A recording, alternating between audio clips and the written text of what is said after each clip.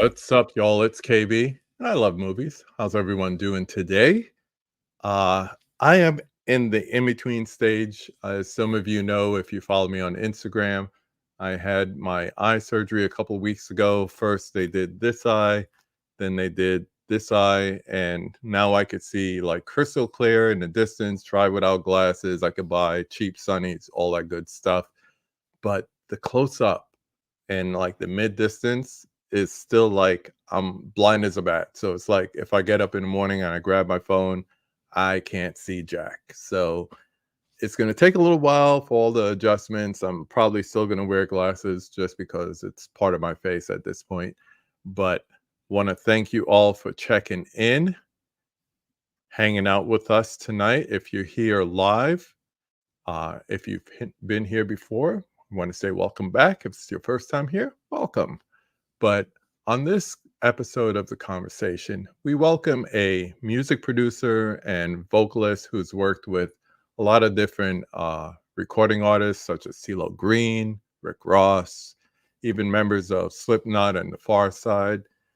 For our purposes, he is an actor and a director who just finished writing, producing, scoring, and directing his first feature film. It's called Sweet Killing Machines, Suite, and it's available now on various streaming services. I watch it personally myself on Amazon Prime, where you can rent it. It's not that expensive. You could throw a buck or two and download it. But I want to bring in Austin Galante. What is going on, my man? Not much. How are you? Doing well, doing well. Welcome to The Conversation. Thanks. Thanks for having me. Yeah. So we were talking backstage, and I was trying to remember exactly how we got the reference for this, and it was through Katie from Poppin' Popcorn. I guess you were on her show as well. So Yeah. she's like, "Yeah, I think you'd really enjoy having this guy on." Getting into. Lately, I've just been trying to speak to different people who are in the industry in some form or fashion. A lot of us, as you see behind me, are physical media collectors or just big movie fans, whether it's, going to the cinema, streaming, or collecting. And, we're quick to say things like, why is this only on Blu-ray? Why can't they do it on 4K? Or why did they pick that actor versus that actor? Or they might even not be aware of, what an executive producer does or what a director does in their various capacities. So I'm trying to get more people who are in the industry besides just, YouTubers and Instagrammers and whatnot, just to give a little more perspective on the movie industry itself. So I'm happy to have you on, and welcome to it. Thanks. Appreciate Yeah. it. What we'll try to do, I always like to start with an icebreaker. So I'll start with my icebreaker, and I always like to check in with the chat because I like to say we're not alone. They were part of the show as well. But I'm dying to ask you this question. The Oh icebreaker boy. question is, what was it like working with Rihanna? It was kind of weird. Yeah, Yeah, it was a little bit surreal, to be honest. I can Um, imagine. so I mean, I can tell you a few little stories about it, I suppose. Please. They hired me because I had a very tall mohawk at the time. That's what they were looking for in the casting or whatever. Yeah. And I was walking into one of the rooms or areas. I don't remember exactly where, because they had taken sort of this warehouse area and turned it into built little things in it, cages and boxes and whatever, for the Mhm. video. And she comes walking out and like runs her hand over my hair, and she's like, Mohawk or whatever. And I was like, thanks, and just walked in, and then just almost right behind her comes the director, who's like, um, can we cut your mohawk off? And I was like, what? And I was like, no. And uh, I believe they like offered me a little bit more money, but it wasn't Yeah, that yeah. much. And so I was like, no. And so then they sent me in to like hair styling or whatever, and they took my mohawk and like flattened it down to the side and put it to the side or whatever. But Yeah. yeah, it was interesting. You know, they all the little sets they made, like little boxes and stuff, like were just like, in the video it looks like cages and stuff, but they were just little boxes and whatever. Got to like hold her up by the Mhm. I butt. saw the video. So, yeah, it was fun. It was interesting. It was Yeah. interesting little. I it's just so weird because it's like you go through somebody's bio, you're looking at their credits, and it's like, okay, music videos, directed, okay, actor, and we love movies here. So whether it's like shorts, feature feature length, as Michael Jackson said, he never called his music videos that. He called them short form movies. He followed like the whole thing, like that's what they call it on the Grammys. They call it a short form video. So he always referred to them as short form movies, I should say. So I'm like, okay, so that could be a IMDb credit as well. And I was like, I gotta go back and watch that again. I gotta see where Austin was when I saw you. And now that you say that, so that let me guess, you had that here for your short that you did in the Navy then. It was around that time? It would have been, yeah, I mean, roughly. I had a mohawk for a long time. I played in a band that Uh-huh. was sort of some weird mashup of punk rock and hip hop and I don't know, like I don't know. It was just weird. We made weird shit. But yeah, so I had a mohawk for like, I don't know, 15 years or Yeah. something like that. So Yeah. Okay, so we are not alone. I'm gonna get to these people here in the chat because as soon as I said Rihanna, all of a sudden the comments doubled. So I don't know if it just like hit their notification or everybody just came in at once. But let's see who's joining us. We got Adrian James on the check-in. He got in early, saying hello there. Hello, sir. We got Mama Blu-ray in the house. What's up, Bonnie? Thanks for joining us. We got my man Prince saying good morning. Good morning to you. He's over in the Philippines, I believe. So good morning. While he says good morning, Jaden Doe is saying good evening. How are you? Glad for joining. Brother Dell in the house. What's up? What's up? We got Corey from Wilkie's Movies and Music. Could never say that hey, fast. Damn. Saying hey. that's cool. People saying hi to each other. I'm gonna help you with the questions tonight. Bro, as long as they're on topic, jump in. I got my own questions, so don't feel you gotta pull up the rear. Let's see. Trying to keep it cool. It's been hot here in the UK. Man, it's been hot here in the Midwest. We were just talking about that before. We had 3 days of 90 plus, waking up 7 o'clock in the morning and it's 90 degrees outside. I was happy for the rain this morning. Woo. Okay, he's my historian. Look at this. The first ever episode where 2 people are wearing glasses. These aren't even my regular glasses. You could see I don't have my anti-reflection, got full glare on it, but we do what we do.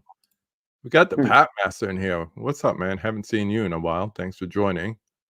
Yeah, it's been hot here in the US. Hit 100 in my neck of the woods. Yeah, I think, all right, today's Wednesday. Monday it was 102 here in Kansas City. So, whew. Just stay inside. Just stay inside. We got my sweetheart here. What's up, Caprice? Saying hello to us. Hello to you. Who else? Who else? We got Pap saying good seeing you again. Always fine. Currently watching the football, American soccer as we would call it, but yeah, it's pretty popping right now. We got some questions coming in already, so we'll just star some of them. We got Derek, Pure Hangout. What is up with you, my friend? Good to see you. Good to see you, Steve. And people saying hi. We'll let them keep coming in. Been lurking and hitting the like. Appreciate that. For a matter of fact, if everybody can hit the like, that would be deeply appreciated. I'll just throw it up right now. The like, the comment, the share, the subscribe, blah, blah, blah, blah, blah. Get it out the way. Nobody likes doing this. They just like when the algorithm likes us. So we'll return to that. So what we like to do here is just before we get to the 5 takes, just to get started, we have the 5 before the 5. So it ends up being more than that. The chat has questions, I'll have questions, but we just want to basically have 5 kickoff points as far as questions and so forth. So, as I mentioned before, you have done music videos, directed music videos, being in music videos with divas, queens, but you've gone from directing music videos to now directing your first feature film with Sweet Killing Machines. How would you describe the role of a director? As I mentioned, we're trying to focus more on people in the music and movie industry, mostly movie industry, but being coming from that short form, doing not only music videos but short films to now doing a feature film. And I know it started off to be a short and kind of grew into a feature. But how would you describe the role of a director for someone who may not know? Well, I guess I mean I put I tell people what to do. So like um it, so for me, for the stuff that most of the stuff that I've directed, I've written it and uh so I have a vision. A few other things I've done someone else Mhm. wrote, but there's a vision there, and so you're sort of trying to make it cohesive, and sometimes you have to say more, sometimes you don't have to say hardly anything at all if the actors are, good and they understand the script. And uh, I mean, you know, there's a lot of different things that people say that a director should or shouldn't do, and so forth. There's different Yeah. ethos on on what it is a director what's appropriate, I guess. Like, there could be probably an hour-long conversation on that or whatever, but, Yeah. um, you know, I tend to n I I may say just a little bit about the character and, like, sort of how they fit into the story, but I try not to say, like, how I want you to do this, Mhm. um, before they've done it, you know? Because I wanna see what they have in their mind. What it could be amazing or great. If they're totally off base, then I may have to, like, just steer it back a little bit. And sometimes it's as little as, like, just a facial expression or whatever. Like, somebody's eating a cheeseburger or whatever, and they're like, like, it's so good, but that doesn't fit for they're just sitting there chilling. They wouldn't do that, right? Right. Like, so you're just trying to, like, fit the mood, I think, and the director has taken the time to understand the whole script, and he's making sure everyone's kind of following the vibe, I guess, and orchestrating what's going on, right? Telling Yeah. the lighting the lighting guy that you need to move this or whatever. And in my case, in this situation, I was the lighting guy. So for me, in this movie, I did most everything. Mhm. So from paper to conceptualizing the lighting in the movie, how they're gonna be positioned or sitting, and how I want them to say it. Like, that was kind of all me in this one. But I was I did have a little bit of a monkey wrench because I had never been in the space that we filmed the movie in. Yeah. So when we showed up, it was different than what I thought it was from looking at the pictures, because it was a hotel suite, right? And so, the rooms were just a little different and much smaller. I knew it would be, not huge, but I've been in a number of hotel rooms, and some of them are quite large, and some of them, and just the way they kinda had it laid out, it was weird, couldn't tell. But so Yeah. it caused some complications with, some blocking stuff and lighting, because there wasn't a lot of space for everything to be in there. But yeah, While you're at it, tell people what the feature film is about. it's about two. hitmen who meet each other for the first time. They're hired by a company to um, take out a senator, and they're put in the same hotel suite the night before the shoot, and so it's kind of like their conversations and antics that happen while they're in the hotel room. Mhm. That's a good way of putting it. Um, just to vibe off of that before I get to 2 questions that we have here in the chat. Um, do you just be in this case, you had, kinda like a auteur setting where you have, like you said, the vision, so there's writing involved, you know, pretty much you're like the man touching a lot of different things, the man with a lot of hats. In your writing, do you try to kinda put messages along the way? Yeah. I mean, I I do. see it a lot in this one, but then even in some of the shorts too, I'm like, "Ah, okay, I see that, I see that." Yeah, I mean, I'm always kinda, like sometimes there's Easter eggs or just throwback jokes or, like, the new movie that I've got has, like, just, like, a string of throwbacks from the start to another one to one that plays off this one and goes back and, just kinda all vibe off of different ideas. But, yeah, I put little, thoughts or Easter eggs here and there, whatever. Yeah, I don't. but I love that because it just shows, like, not only attention to detail, but, even if you go back to, like, the '50s with, sci-fi as a genre, there were messages in there, or they were like allegories for something else, like the Cold War scare or whatever it may have been.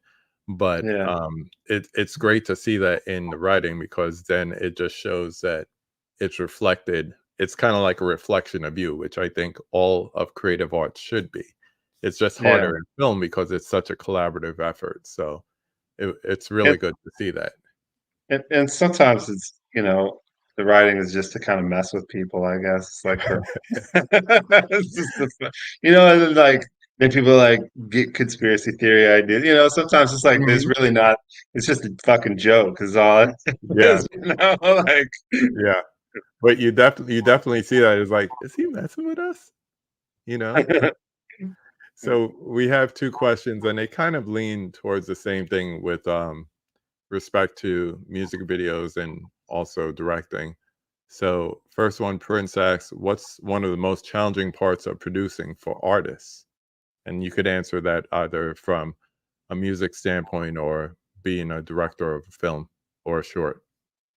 Mm, I don't know. That's a good question. Um,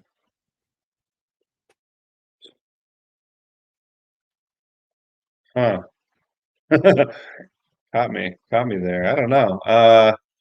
I mean, I think just the most challenging part is like, there some nerves there, I suppose. Like you want to make sure you're hoping that you're making something good, right? Like Yeah. that I think that is just the challenge. Is like, is this good enough? Like, does this Mhm. suck? Like, how do you get Sometimes, rosé on a track, you know? and then sometimes you're like, you go back and you listen to it, and you're like, I wish I'd have done that different or whatever, But Mhm. sometimes I'm happy with it, and sometimes there's little things that I wish I'd done different. So Yeah. I don't know.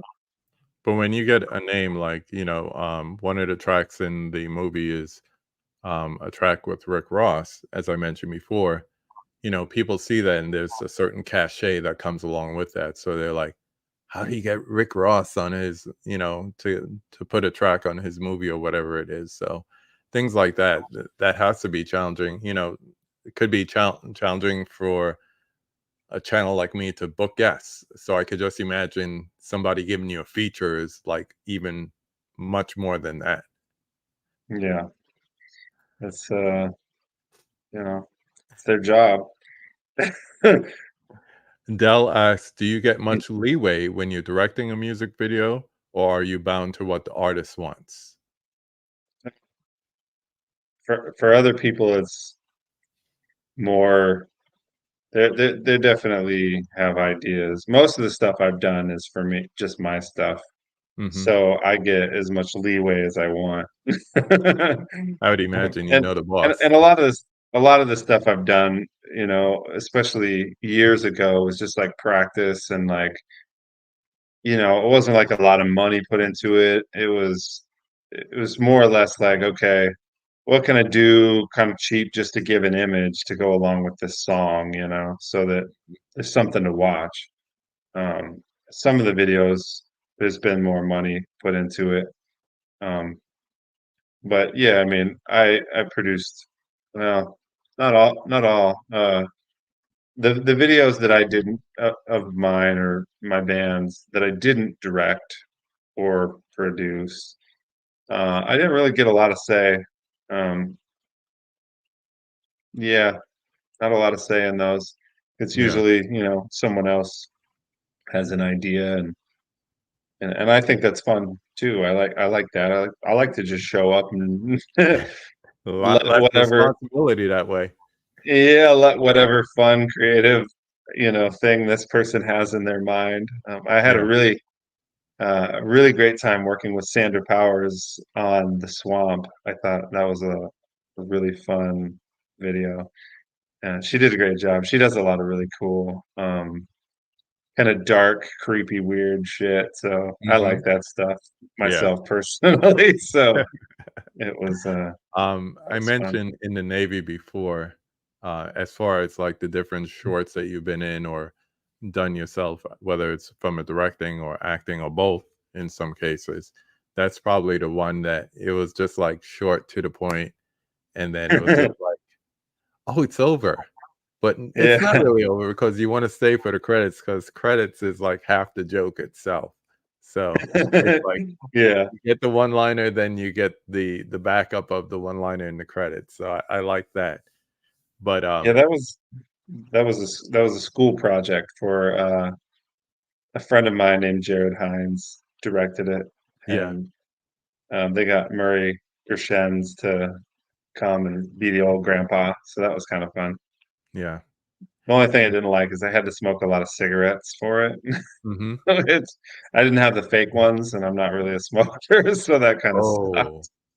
Yeah, oh, that sounds rough. yeah, That sounds rough. I was a little Um, dizzy. yeah, I can imagine.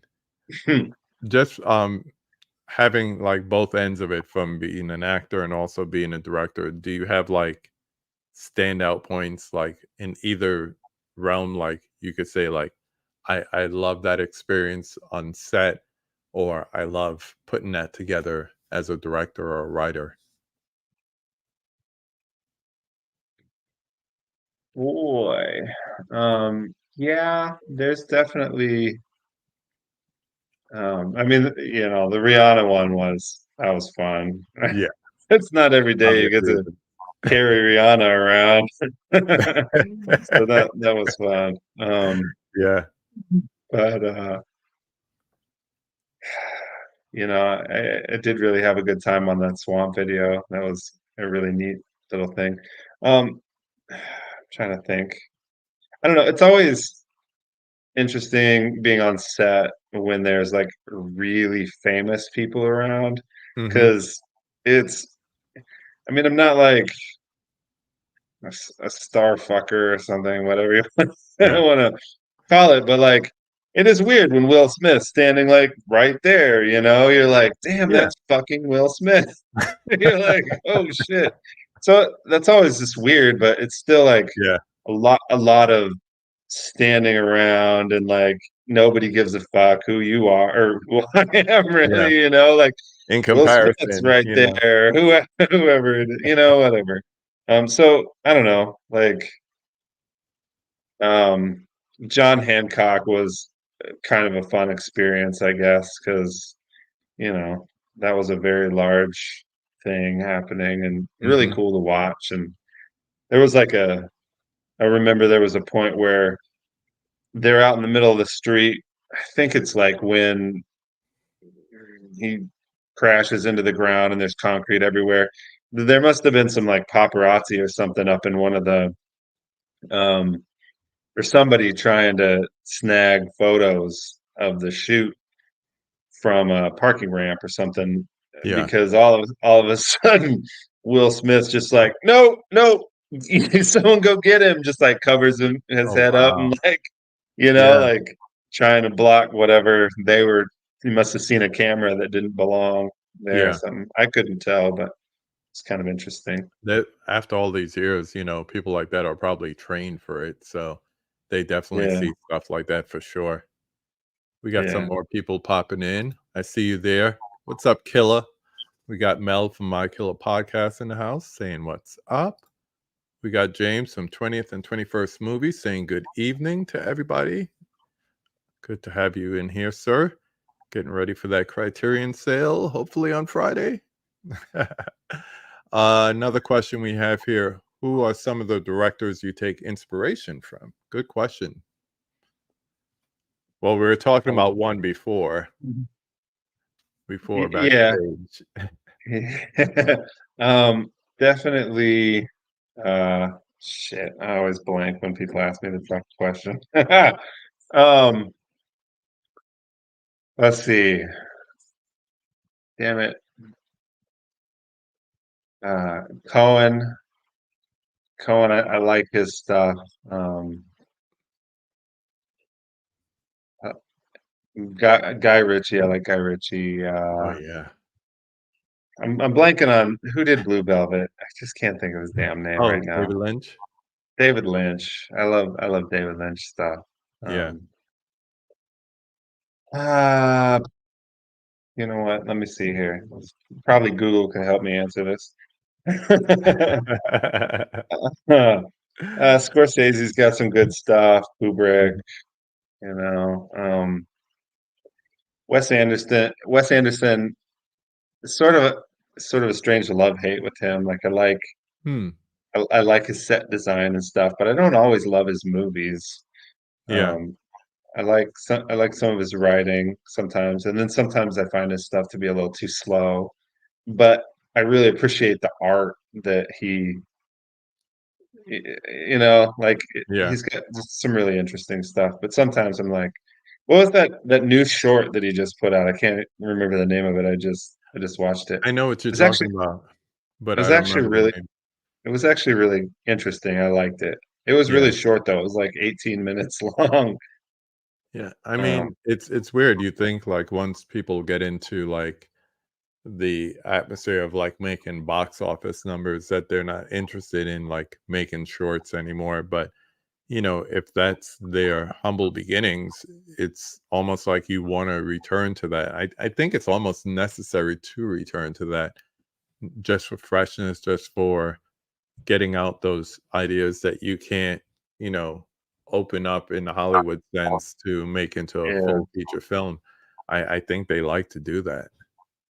Yeah, because I mean, it's a pretty simple story, and it's got a really simple set, more or less. It's like a stage set, right? And then you got a Mhm. couple of like what three or four famous actors to come. So I'm sure it was a lot, cheaper than it's basically a play.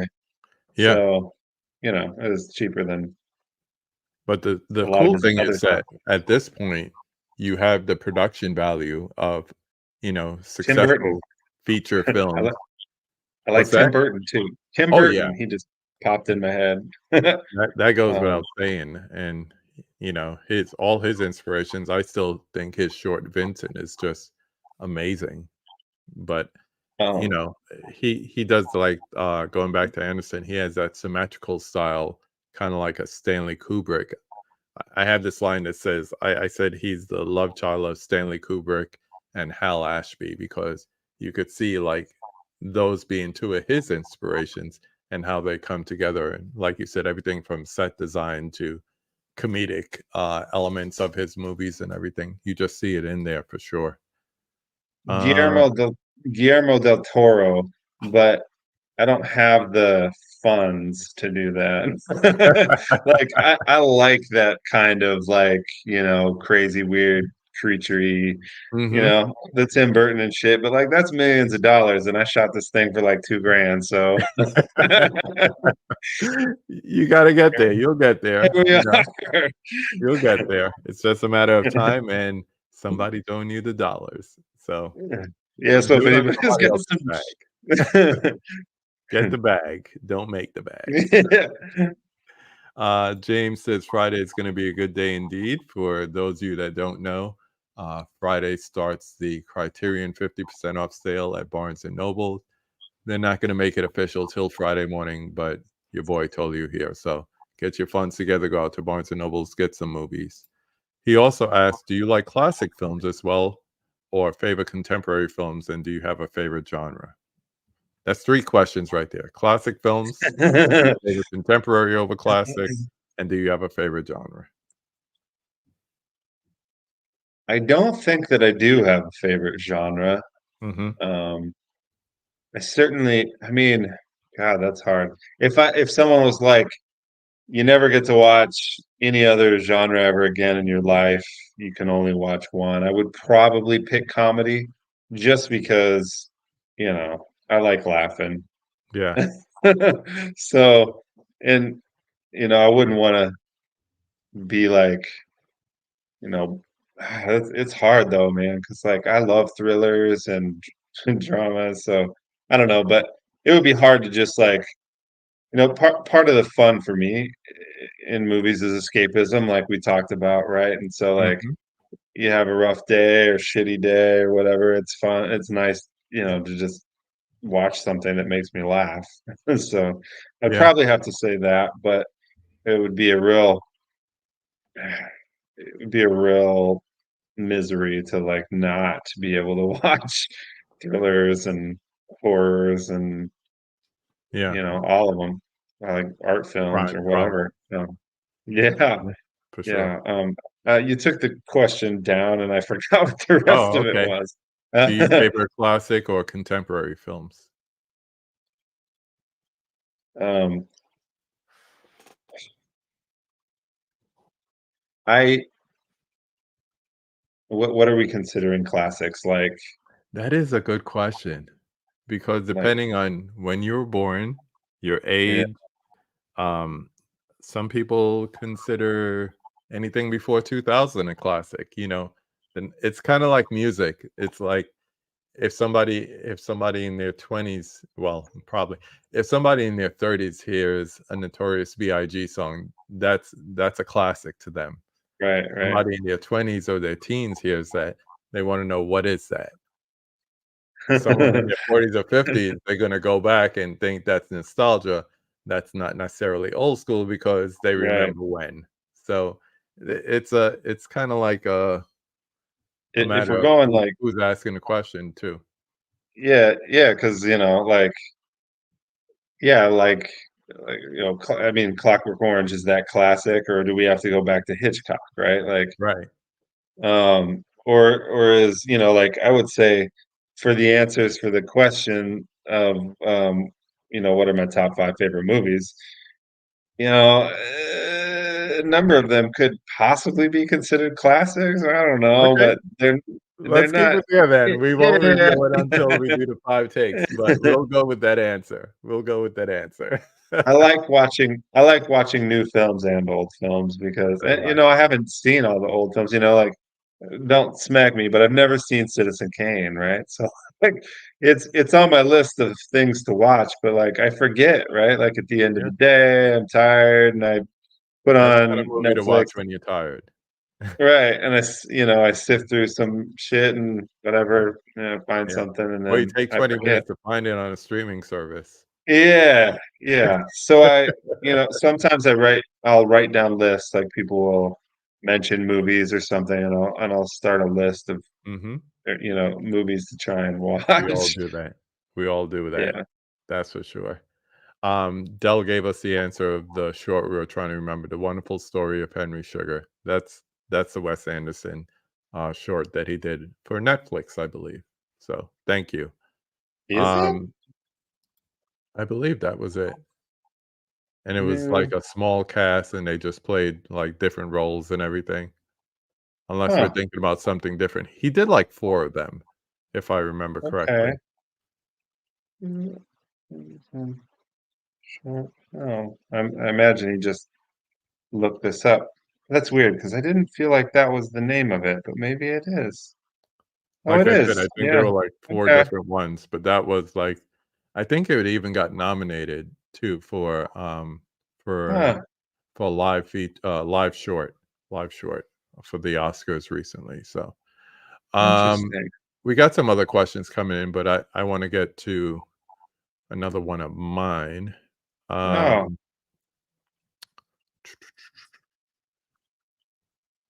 oh, okay. So Huh. did I ask this already? So whether it's a short or a feature, what are some of the challenges and benefits of being independent as far as filmmaking? Um, so challenges? Yeah. Besides money? Money. That's the challenge, period. Yeah. Yeah. Um, because everything you do, you have to, and I mean, obviously, even when you're making a big movie, you still have to think about money. Like, Mhm. there's no director, I'm pretty sure, that will ever say like money is not ever a problem. But yeah, I mean, when you're sort of working off of the funds you have, you really have to every every thing you do or write in that script. If for me personally, I have to sit there and go, can I achieve this with almost no money, right? Mm. Like, or very little money. Is it something I have access to? Is it something that um, I can build? Is it something I can, make this weekend? I'm, making some prosthetic heads to lop off. And so, like those are expensive to have made, and masks and so forth. Like, um, having unless you have a friend who does it, which I don't. So, and and it may still be expensive. I don't know because I don't have a friend that does it, but I have priced it being made, and it's not cheap. So Yeah. uh, for me, I'm the kind of person who goes like, I can figure that out, so I'll do it. Like I've got a scene in the next movie where I need like it to look like it happened in an old Roman time, so I'm building some stuff to use in the scene to kind of fit the time period or whatever. So, Mhm. um, the challenges are when you don't have money, you can't pay people to do anything. So True. you got to figure it out.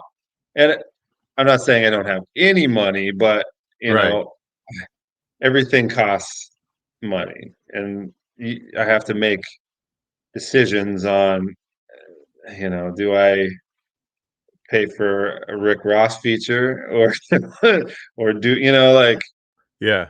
and the next movie it has a lot of actors in like there a few from LA, Canada, Atlanta, Chicago, Austin, Texas. So, that was a decent chunk of my budget was flying these people all together at the same time, Right. um, and that's something that I can't do, right? Like I can't build that. I can't I can't make that. So uh I wanted to get these actors, and so that is a big portion of where my budget went for the next one, you know. Yeah. And Um as far as benefits, or at least the biggest benefit?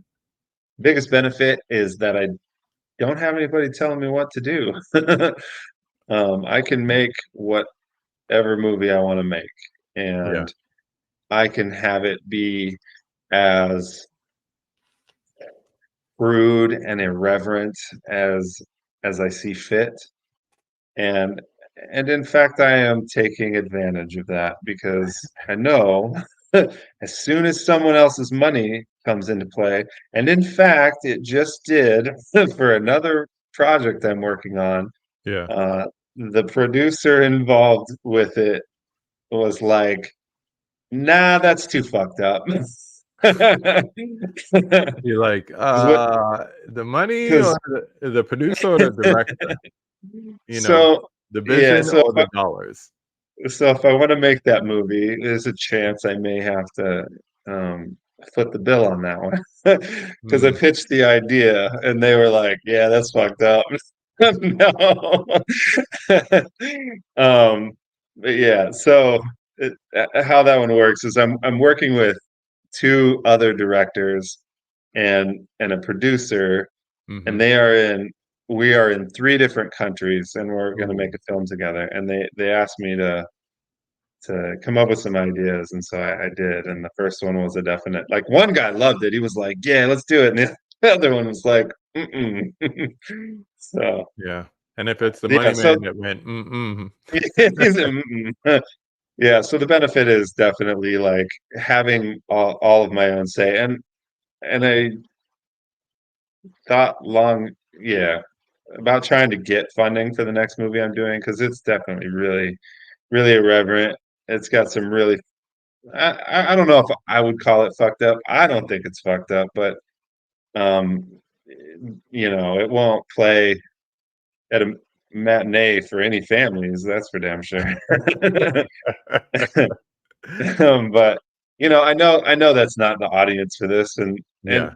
I think I was talking to somebody about this yesterday or whatever. Is that like all these movies that they're high budget movies and they have to hedge their bets to get their money back. They want the widest audience possible, right? So they have to Mhm. be safe.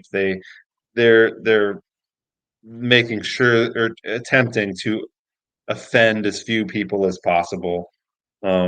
And there are people out here, I think, in the world who still want to see like movies that are more adult oriented and have topics that the major motion movie studios aren't going to touch because Yeah. they're afraid that they'll piss somebody off. So I don't know. That's the benefit. Yeah. Whether it works or not, I don't know. So along those lines, if you could do big budget feature, whether as an actor or director, what genre of film would you like to tackle? If it was big budget, Yeah. ooh, um,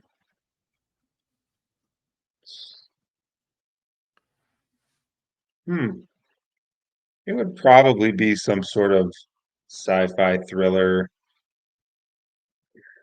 with a Yeah, little because that comedy. needs a big budget. That is big budget. Like I won't even touch it. I'm not writing anything in that genre. I've seen sci-fi movies that were shot for 100 grand, and I'm like, no You thanks. need the big budget for that, Yeah, for you know, sure. I've got a friend who really likes like action movies and stuff, but it's not quite in the budget yet. Mhm. So, um, but I'm a big fan of dialogue and like acting, like people actually getting to watch two people act, you know? Yeah, And I think in a lot of the bigger budget movies, the dialogue's very, not always, but simple, and there's just a lot of, running or fighting and not that there's anything wrong with that, but I like it when they actually put them in real situations and they get mhm, to really act too. So, if I were to make a sci-fi thriller, it would definitely be more there would be, more of that and yeah, not just being chased by a monster the whole time. yeah, yeah. Talking about talking, what is in the house? Oh, a podcast? Yeah, It's a podcast. what is it about? What do you cover on it? Uh, well, it's someone else's podcast that I did Oh, a okay, few weeks ago. okay. Yeah. I thought it was Um, something that you did. no, does it say director on there? Uh-huh. Yeah, I tried to get that off there. I don't know how it got on there, but I Yeah. saw it on there the other day, and I went in and I tried to correct it, and I'm having a problem getting it corrected. So, Okay. yeah, that's not I mine. I like listening to podcasts. I was about to add it to mine. I was like, "Hey, if you're gonna come with a different perspective and talk about the industry or something, I'll add it on." But that's why I didn't say, "Tell us about it." I was like, "What is it?" Yeah, I'll I I'll can check out your episode. How about that? yeah, I can send you a link to it Yeah. All when right. we're So done. before we So I land the was plane and get into the 5 takes, here's one you can speak about. So upcoming projects, you have your next feature, called Sanguine Teeth on a Driftless Road. What can you tell us about that? And please include working with Snoop Dogg. um, a song with him will be playing in the movie. The movie's about four vampires. It's about four black vampires that get together and they go on a road trip. So, yeah, it's a comedy. Has a little Ah, bit of horror. I don't know why I got What We Do in the Shadows immediately just popped in my head, but then I thought about it like, but wait a minute. Where do you stop to like in the daytime, I guess, not the nighttime. So they on the road at night, but then sleeping during the day in some hotel room that's totally covered up or something, I guess. You just have to watch it. What We Do in the Shadows. I don't know if I've seen that. Um, it's kind of like it was first a movie, then it was a TV show. So Okay. basically it's about vampires, but it's almost like told in a style of like The Office or like Parks and Okay. Rec. Yeah. Okay. Um, it's the Gotcha. guys from Flight of the Navigator, if you ever heard of that show. Jerome Uh, Clement, the New the Zealand guys. flight of the Concorde. Yeah, Flight of the Concord. What did I say? Flight of the Navigator? I got 80s on my mind. Flight of the Concord. Yeah, they're the guys who did that. So, I'm gonna write it down so I can watch it.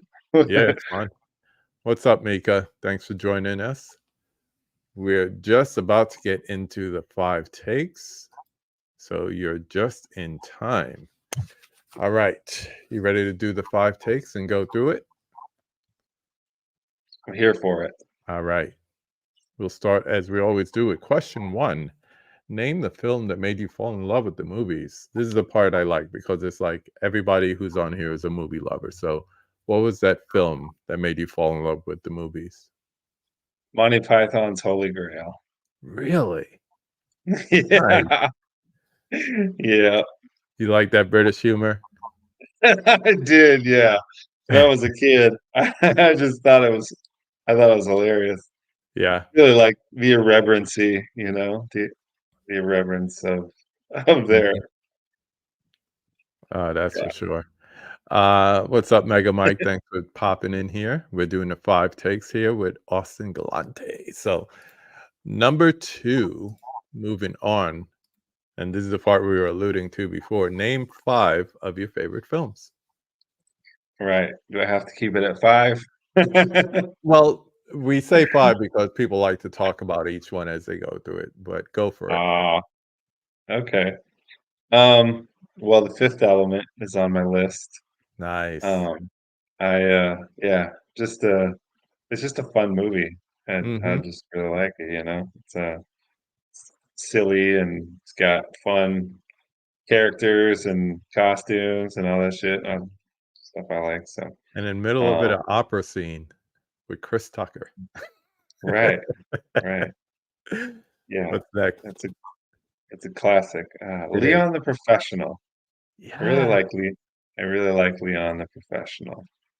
Yeah, Just I like how think for a lot of people, that was the first time they seen Natalie Portman too, yeah. and, she was a little kid, but you could see, like, what was to come as far as if she stayed with acting, the level of, acting that she would be.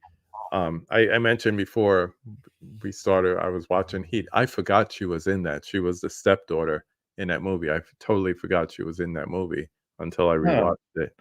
I was like, "Oh, look at that, Natalie Portman." It was probably right Huh. after Leon too, so good movie. Huh. I didn't know that. Yeah. What else? Carlito's Way. I really like Carlito's Way. Yeah. Benny Blanco from the Bronx. Yeah. It's a really good movie, really well written. I enjoy it. Mhm. And obviously Pacino's, you know, knocks it out the park in my opinion. But Yeah. I showed that to uh, my wife a couple of months ago, and she had never seen it. I was like, "You never seen Benny Blanco from the Bronx?" She's like, "I have no idea what you're talking about." By the end, she was saying it more than I was, so it's a good movie. It is a good movie. Holds up. yeah, yeah, What else? that's fun. Um, I really like the first Hellboy. Oh, The the one, um, oh my gosh, I just went blank. Who's the actor? I'm gonna have to pull it yeah, off the shelf. yeah. What is his name? I'm blanking too. Uh, Um, damn it. yeah, I'm blowing a blank here. Ron Terrible. Perlman. Yeah, there we go. Ron There you go. Perlman. I Yeah, know the really. remake had the guy from, Stranger Things, I did not David like that Harbour. one. Yeah, I did not care for that one. yeah. And I really like him. I like him as an actor. Mhm. I don't know. I just, mm. I like Violent Night, though. He was fun in that as Santa. I haven't seen it yet. I Yeah, have you it. should check it out. I haven't watched it yet. Check it out, it's fun. One more. Um, just one? This is so hard. I know, I'm gonna like, we could do, like, all favorite films for, like, 45 minutes, and people I just know. wanna just keep talking about it. Um, Snatch, Train Spotting, and Pontypool. All together, right? Yeah. Oh my gosh. Okay, I'll take Snatch out of there because that's one of my more quotable movies, and when I find out that other people like that movie too, I just wanna do a quote along with them, like, Right. the stick-up kids who take the car and the getaway driver, and, like, things like, I'll be out driving somewhere, and I'm like, "It was a funny angle," or, "Stop that dog from dribbling on my seats." Yeah, Oh my it's a gosh. good one. Oh, we I, got I some really, comment. I I really like Pontypool. I think it's one of the most original zombie movies I've ever seen. So, I don't hear a lot of people talking about that one, or maybe not enough people talking about that. So, yeah, definitely up there. We got love for Monty Python and the Holy yeah. Grail. Fifth Element at 5 makes sense. Yeah, you caught that too, right? Fifth, 5.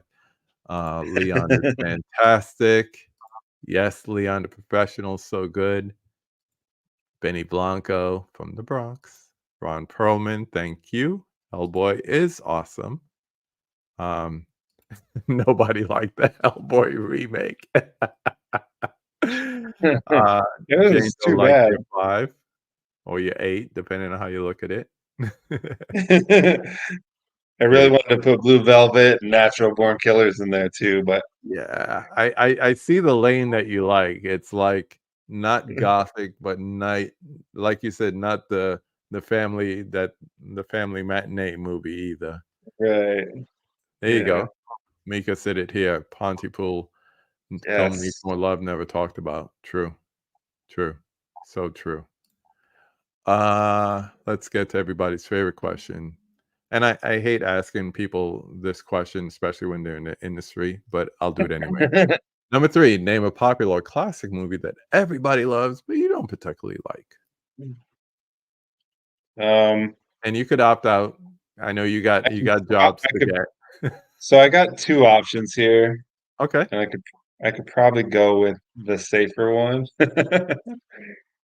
'Cause I don't know. I'm not gonna mess up your bag, It's man. You don't have to answer it if you it's don't a want. wonderful life. I've just Oh, okay, never that's safe. That's safe. yeah, I've just never really liked it. The I've the watched thing it, about I that, think, and twice. it's one of my wife's favorite movies, but the thing about that is, all right, happy ending, but did anything really change? No. Yeah. No. So, Yeah. The debt is paid, whatever, but The still. one that'll the one that'll be more controversial is Joker. Okay. When it first came out, everybody was praising it. Then it got divisive, depending. It kind of went like political for some dumb reason.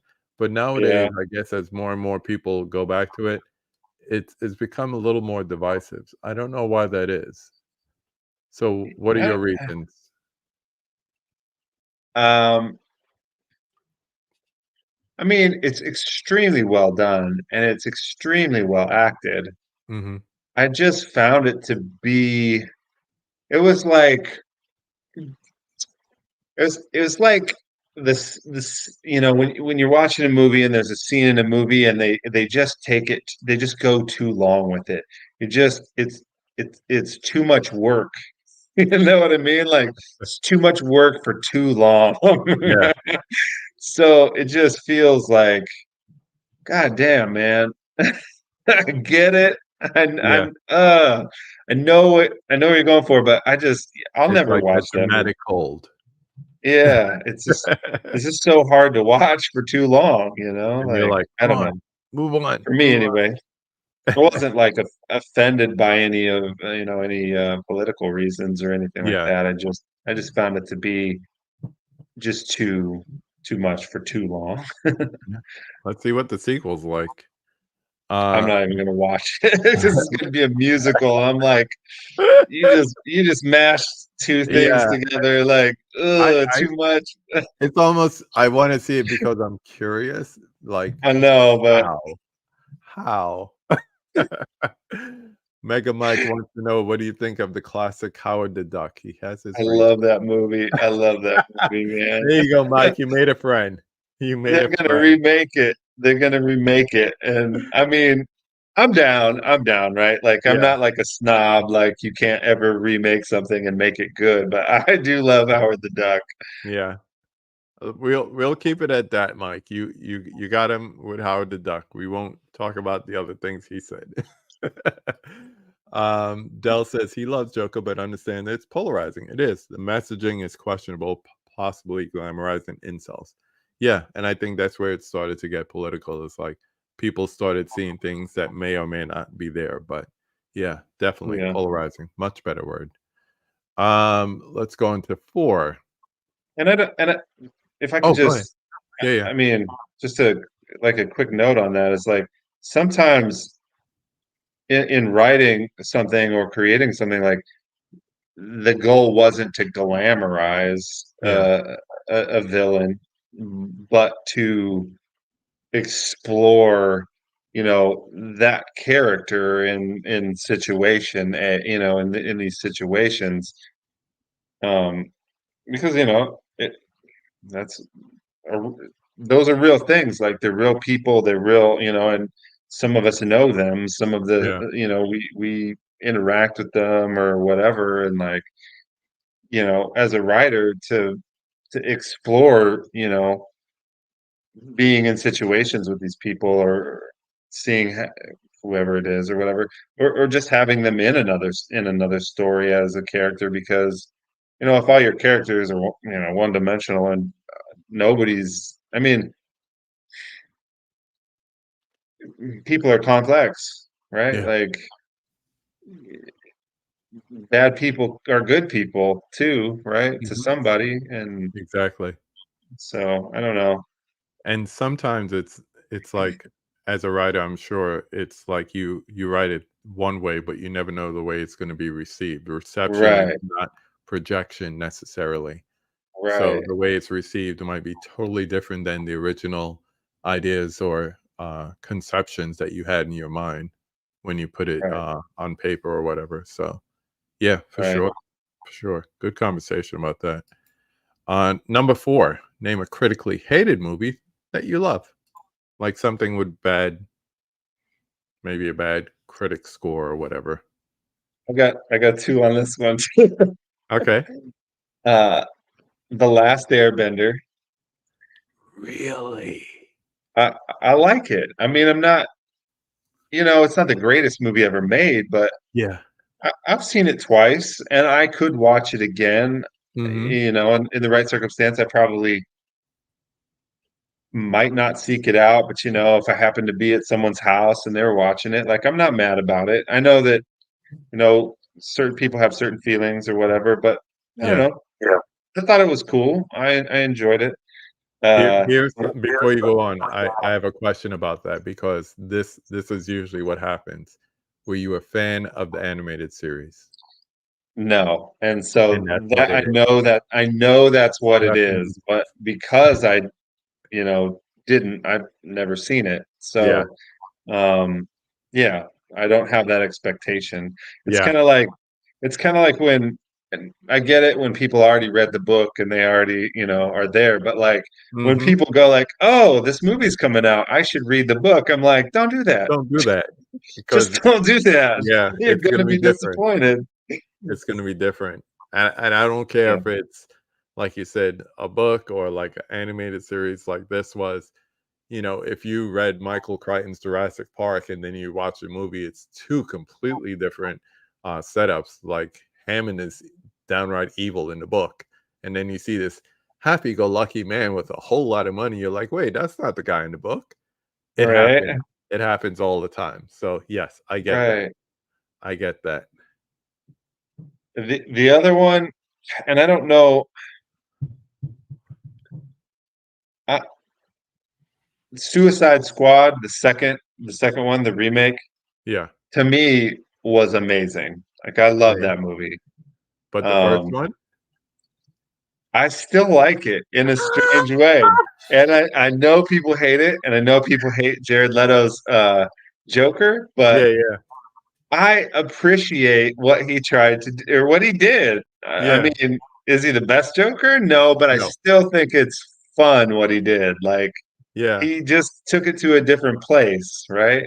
And I And I appreciate think you that. needed to just to separate yourself from Jack, from Heath, Right. from Caesar Romero for all that, I mean, it's you have to that's a make it your hard own. I mean, someone says play the Joker, man. That's a fucking hard one. You got some Yeah, classics in there, right? So what do you yeah, Mark do? Hamill. Yeah. There you Yeah, I go. mean, See, you and Mega Mike would need to be friends. He liked it too.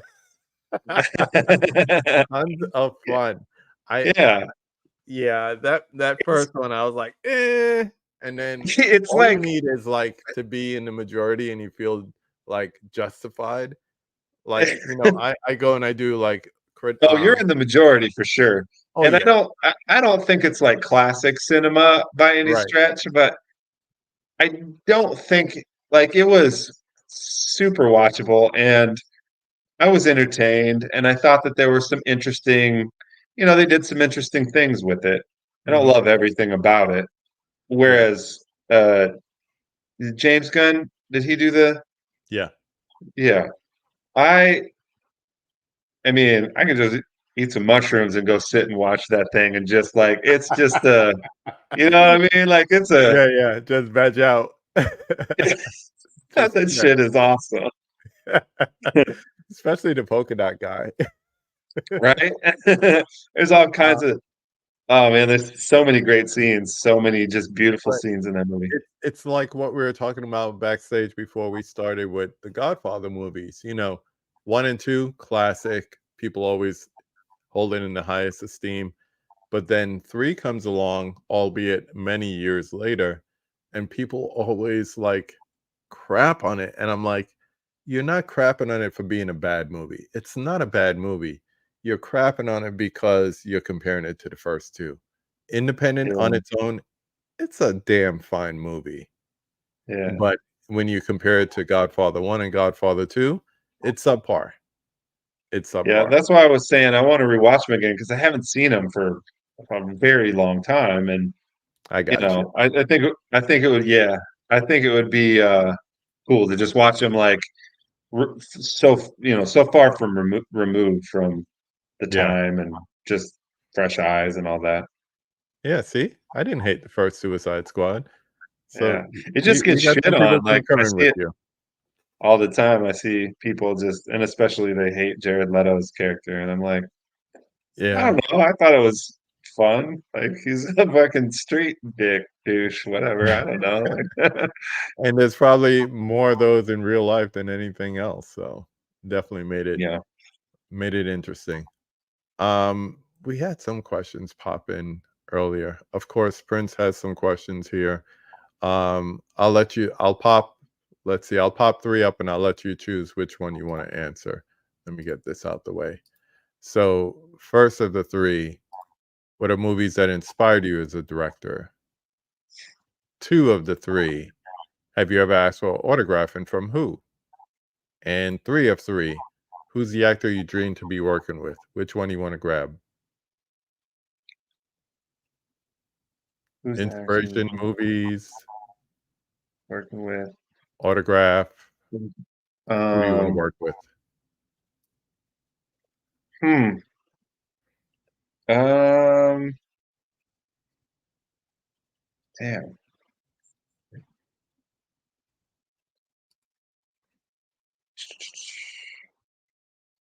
I have never asked an entertainer for their autograph.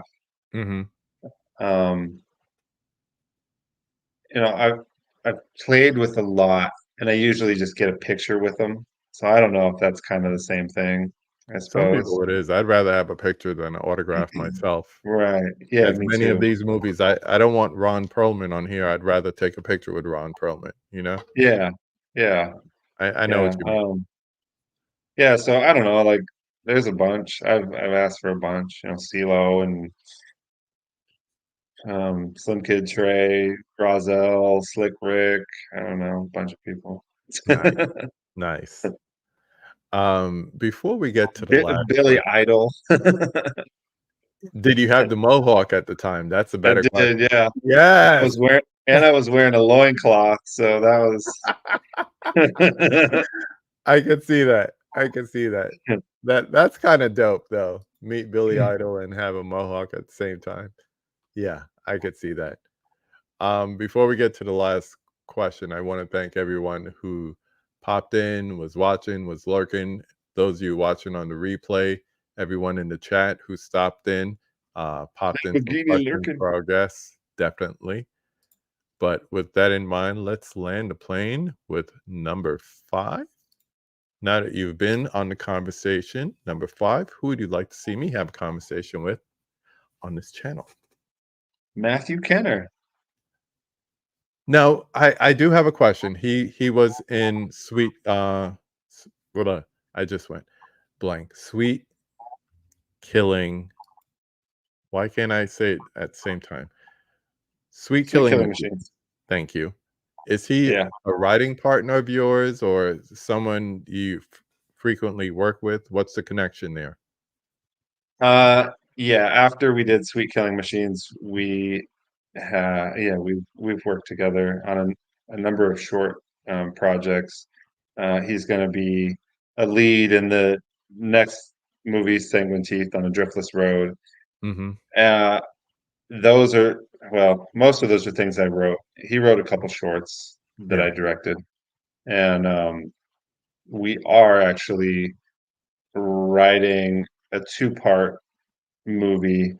Hmm. He's writing the first movie and I'm writing the second one, but they follow, you know, in concession. So that'll be the first time that we've written sort of together. We just finished the treatment for it. Walked through, we got like 5-page treatment of, kind of how it plays out. And then he'll write his and then I'll follow that. So I that'll like be that. fun. I like that. I Yeah. look forward to seeing that because I like him as an actor, his work that I've seen. So definitely.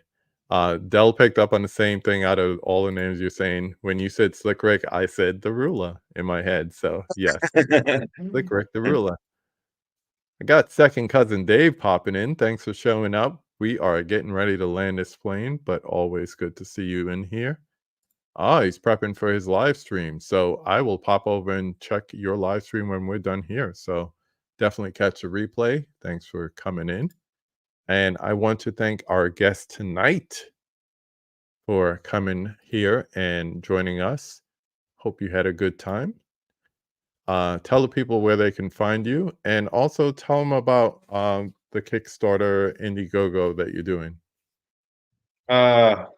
Yes, thank you for having me.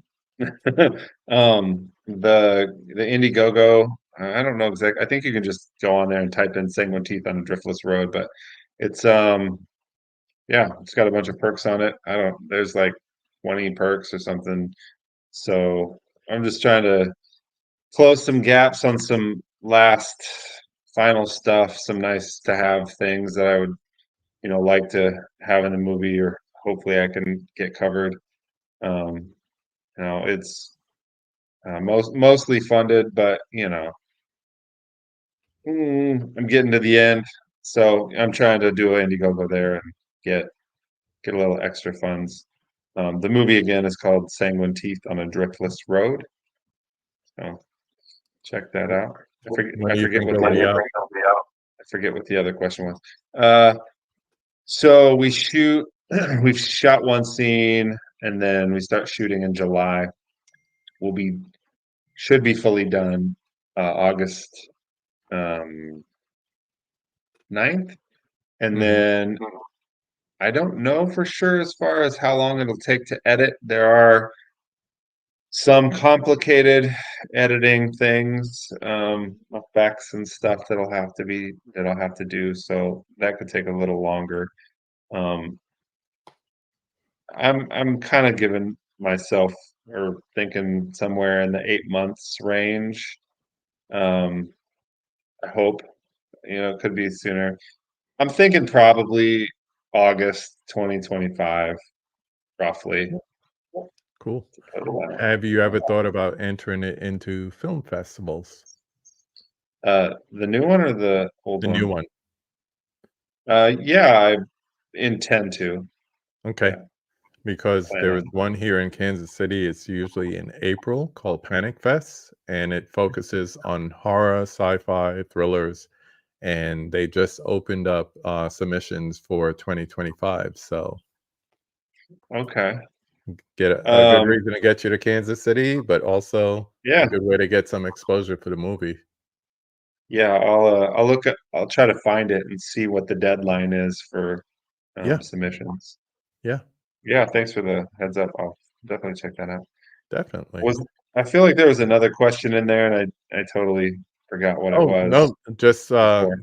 saying I was saying, let people know where they can find you, but it will be in the description for this video as far as your IMDb, your Instagram, and also the information with the link for the Indiegogo. So a lot of different ways Yeah, you can catch up with Austin. And yeah, yeah. but in the meanwhile, I want to thank everyone once again for checking us out, and should be back next week with two different conversations at least for the short week. So if you could join us, definitely do that. But thank you again, Austin. Check Thank out his you. shorts, check out his feature film. And until next time, go watch a movie. Have a good night, everyone. Take care.